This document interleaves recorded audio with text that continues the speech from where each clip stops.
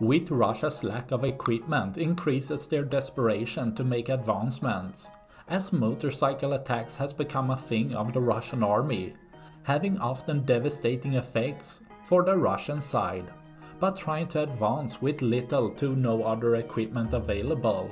They try with whatever they have, leaving the troops with no protection, firepower and limited mobility on the terrain, making many of them fall over during transportation, causing the smart ones to abandon the bikes and flee on foot, leaving less for tomorrow. That's all I had for this video.